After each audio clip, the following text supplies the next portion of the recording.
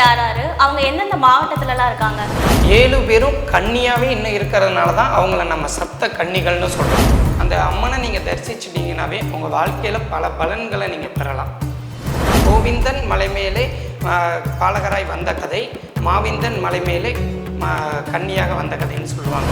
நம்ம மதுரையில் அழகர் மலைக்கு மேலே இருக்க ராக்காய். வணக்கம் சாமி. வணக்கம் சிவா. அபிஷேகம் ஆன்மீகம் யூடியூப் சேனலுக்கு உங்களை அன்புடன் வரவேற்கிற சாமி. எப்படி இருக்கீங்க சாமி? நல்லா இருக்கேன் சிவா. நீங்கள் நல்லா இருக்கீங்களா? நல்லா இருக்கேன் சாமி. உங்களோட அறிமுகம் சொல்லுங்கள் சாமி. சிவா, நான் இந்த ஒரு 4 வருடத்துக்கு முன்பு வரைக்கும் திண்டுக்கல் ரமேஷ் முளைப்பாரி வளர்ப்புன்னு சொல்லிட்டு நம்ம முளைப்பாரி வளர்க்கிறது ஆன்மீக தொழிலாக பண்ணிகிட்டு இருந்தோம். இந்த 4 வருடங்களுக்கு அப்புறம் இப்போ ஆன்மீக பயணமாக என் அப்பன் சிவன் அருளாலையும் சொக்கநாதர் அருளாலையும் அப்பேற்பட்ட பார்வதி உடையவராகிய சொக்கநாதர் அருளாலும் நாங்கள் வந்துட்டு ஆன்மீக பயணமாக 276 பாடல் பெற்ற தலமும் ஜோதி ஸ்தலங்கள் 12ம் பயணித்து இப்போ சுவாமியோட பெருங்கருணையால் சுவாமி இருக்க இடம்லாம் தரிசனம் பண்ணிக்கிட்டு வர்றோம். அதுதான் இப்போ முழு நேர வேலையாக பார்த்துட்டு இருக்கோம் சிவா. ஓகே சாமி. எனக்கு ரொம்ப நாளாக ஒரு சந்தேகம் இருக்குது. சொல்லுங்க சிவா. சப்த கன்னிகள்னா யார் யார், அவங்க எந்தெந்த மாவட்டத்துலலாம் இருக்காங்க, அவங்கள பற்றின ஒரு முழு விளக்கம் சொல்கிறீங்களா சாமி? கண்டிப்பாக சிவா. சப்த கன்னிகள்ன்றது 7 பேர். 7 பேரும் கன்னியாகவே இன்னும் இருக்கிறதுனால தான் அவங்கள நம்ம சப்த கன்னிகள்னு சொல்கிறோம். அவங்க ஒரு ஆணையோ யாரையும் கல்யாணம் பண்ணிக்கலை. அவங்க கன்னி தன்மையோடு இருக்கிறதுனால அவங்க கன்னிகளாகவும் அவங்கள கிராம தேவதைகளாகவும் வழிபட்டு வர்றோம். இப்போ இந்த 7 கன்னிகளும் 7 இடத்துல அமர்ந்துருக்கிறாங்க. இதில் முக்கியமாக முதல் கன்னியாக வர்றவ இங்கே நம்ம மதுரையில் அழகர் மலைக்கு மேலே இருக்க ராக்காய். அவங்களோட உண்மையான பெயர் கேட்டுக்கிட்டிங்கன்னா அவங்களோட உண்மையான பேர் கன்னி தான்.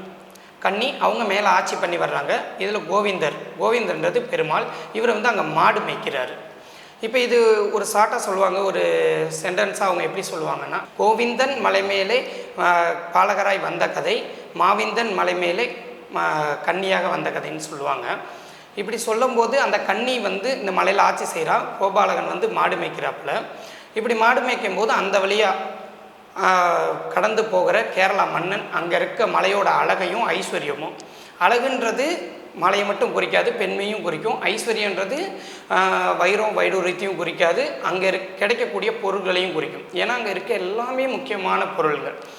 அப்போ இந்த மலையில் இருக்க அழகையும் ஐஸ்வர்யத்தையும் நான் அடையணுன்றதுக்காக அவர் எவ்வளவோ முயற்சி பண்ணுறாரு, முடியல. இதனால் கோவப்பட்ட மன்னன் என்ன பண்ணுறாரு, தீயை பற்ற வச்சிடுறாரு. நெருப்பை பற்ற வச்சதுனால ஃபுல்லாக மலை எரிய ஆரம்பிக்குது. அங்கே வாழக்கூடிய பழங்குடி மக்களும் வாழ்கிற இதர மக்களும் அணைக்கிறாங்க நெருப்பை. ரொம்ப நேரம் அணைக்க முடியல. இதனால் கோவப்பட்ட அந்த கன்னி அவள் ஒரு மண்பானையை எடுத்துக்கிட்டு அங்கேருந்து ஒரு 14 கிலோமீட்டர் நடந்து வைகை ஆற்றுல நீர் எடுத்துகிட்டு போய் கோவத்தில் எரிஞ்சிருவான். எரிஞ்சவனே அது ஒரு தீர்த்தம் மாதிரி, ஒரு சுனை மாதிரி சுரந்து அருவி மாதிரி ஓடி மொத்த மலையோட நெருப்பை அணைச்சிரும்.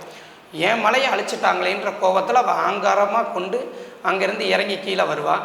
கீழே வரும்போது அழகர் தடுத்து, அம்மா நீ இவ்வளோ கோவத்தோடு கீழே போனீன்னா இந்த உலகம் அழிஞ்சிரும், இங்கே இருக்கவங்க யாரும் வாழ முடியாது. அதனால் நீங்கள் சாந்தமாகி அந்த கன்னி என்ற பெயரை துறந்து ராக்கோலத்தில் வந்ததுனால ராக்காய் என்ற பெயரால் வர மக்களோட பிணியை தீர்த்து இந்த தீர்த்தத்தால் அவங்களுக்கு மருந்து கொடுத்து நீ அவங்களோட கஷ்டங்களையும் பெற்றுக்கொண்டு நீ அவங்களுக்கு நல்ல வாழ்த்து கொடுமா அப்படின்னு சொன்னதுனால அவங்களோட கட்டுப்பாட்டுக்கு கீழே இப்போ அந்த அம்மா உட்காந்துருக்குறாங்க. அந்த அம்மாவோட அருள் பார்த்துட்டிங்கன்னா இன்னமும் அந்த நூறுன கங்கை, அதுக்கு இன்னொரு பேர் இருக்குது நுபூர்ண கங்கை. இந்த தீர்த்தம் வருஷம் 365 நாள் வந்துகிட்டே இருக்கும். அழகர் கூட வருடத்தில் ஒரு நாள் போயிட்டு கண்ணாடி அபிஷேகம்னு சொல்லி தைல காப்பு முடி நிறைய தைலம் தடவிட்டு அங்கே குளிச்சுட்டு வருவார். இந்த தீர்த்தத்தில் நீராடுறவங்களுக்கு குஷ்ட நோய், வெண்குஷ்டம், அப்புறம் இந்த மரு இருக்க இடத்துல மரு நீங்கிறது, பாத நோய், இந்த மாதிரி பல நோய்கள் நீங்கிறது. அந்த அம்மனை நீங்கள் தரிசிச்சிட்டிங்கனாவே உங்கள் வாழ்க்கையில் பல பலன்களை நீங்கள் பெறலாம்.